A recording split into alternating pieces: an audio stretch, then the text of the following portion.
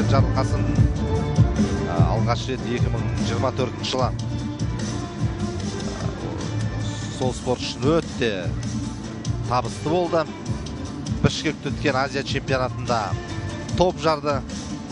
Естеріңізде болса, сәуір айында өткен болатын. Сол кезде Ержет Жарылқасын ақтық сынға дейін алқынбай жетіп, финалда Аята Судзуки жапон балуанын жеңіп Азия чемпионаты атанған болатын. Оның алдында олимпиадалық емес салмақ дәрежесі бойынша 2024 жылы Албанияның астанасы Тиранда өткен әлем чемпионатында қарсылас шақ келтірмей ақтық сынға дейін жетті, алқынбай жетті. Бірақ финалда Нихат Мамедали Әзербайжанның балуанына әлі жетпей күміс медаль иеленді. Кремдегі төреші, біріккен күрес әлемінің олимпиадалық тәжірибелі төрешісі. Сөйтіп енді Сабаз бен Жарылқасын арасындағы тартысты біз тамашалап отырмыз. Біріккен күрес әлемінің халықаралық тәжірибелі төрешісі Руслан Тискиев. Алматы қаласы.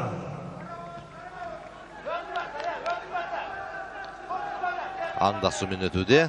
Алғашқы минут осы бәсекенің. Мына қазір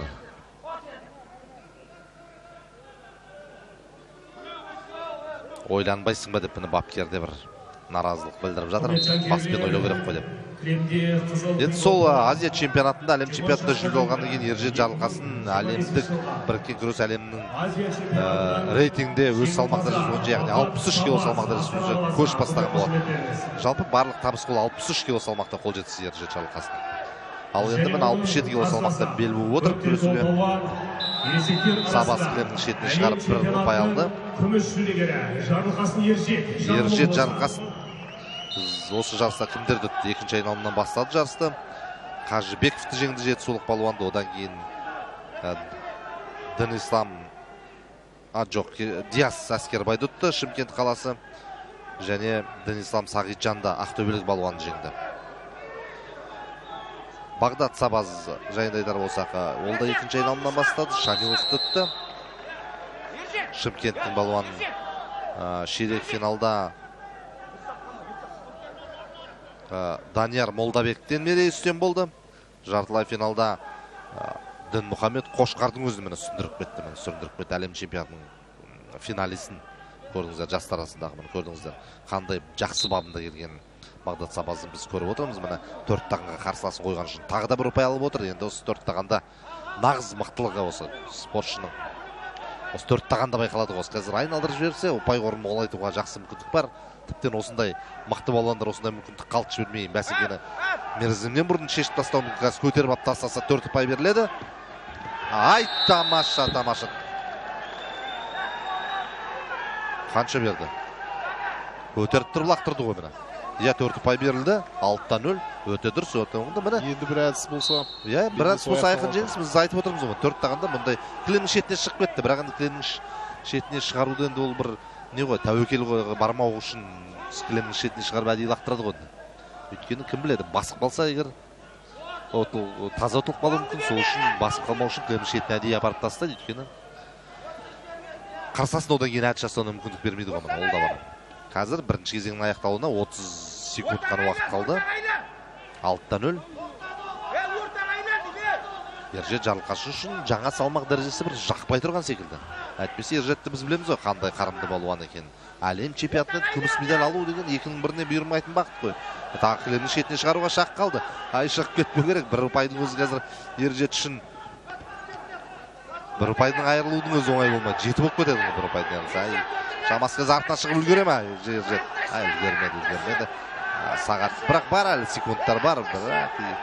Бағдат Сабаз қолынан ұстап, ондай мүмкін жасамады, бірақ саусағымды қайырды деп Ержет наразылық білдіріп тұр. Сонымен 30 секундтық үзіліс, бәсеке қайта жалғасады. Боз кілемде 67 кило салмақта Қазақстан кубогы кімге бұйырады? Бағдат Сабазға ма, жоқ Ержет Жарылқасынға ма? Көреміз.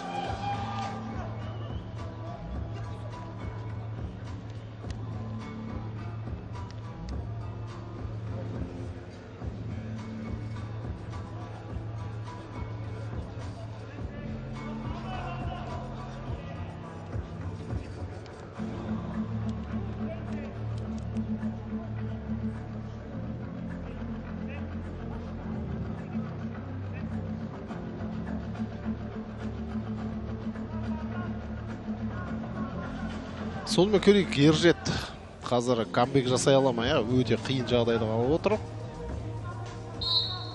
Сабаз өте керемет бастады бұл белдесуді. Ал енді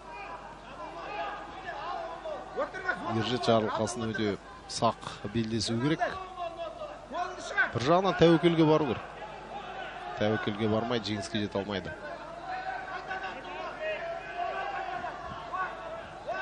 Кілем ортасында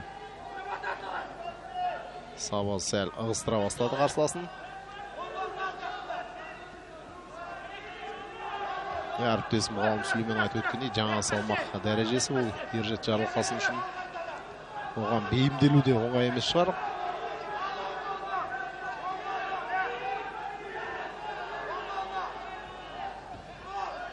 Тағы да ығыстыра бастады бұл жолы Ержет Жарылқасын.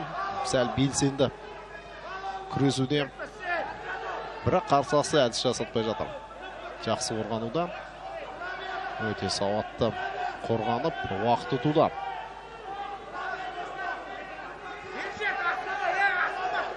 Бағдат Сабаз Түркияда өткен дәстүрлі турнирда осы қаңтар айында жеңімпаз атанған, керемет өнер көрсетті.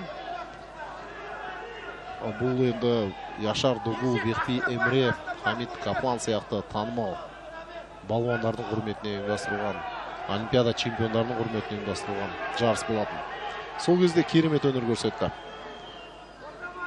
Финалда жарыс қожайынын өте бір керемет басымдықпен жеңген.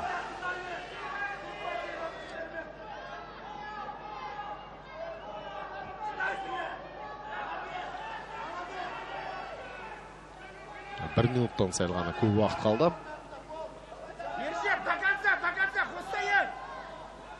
Медальсыз қалатын сияқты.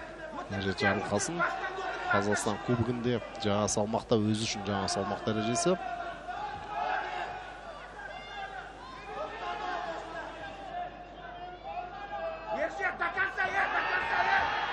Қазір енді Сабаз өте белсенді әдіс жасап кетуге шақ қалды.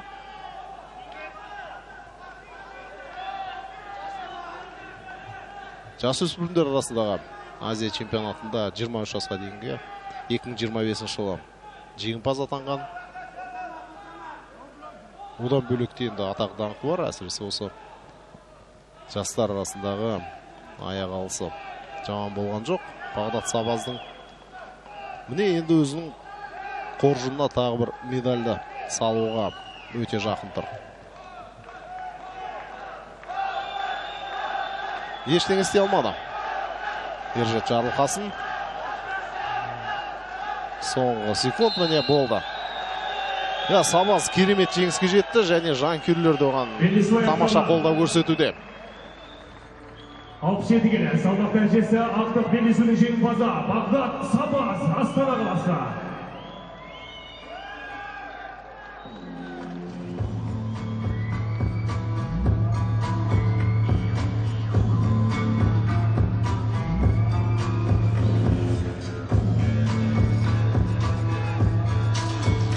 Жарайсың дейміз, Бағдат Сабаз 22 жастағы балуан. 22 жаста міне қалай күресіп жатыр. Өте тамаша, міне өте жақсы күресіп жатыр. Қазақстан кубогының жеңімпазы атанып отыр. Ержет Жарылқасынға енді күміс жүлде бұйырды, ол да жаман емес. Айтып өттік, салмақ ауыстырды. Жаңа салмақ дәрежесінде де медаль алып отыр. Күміс медаль.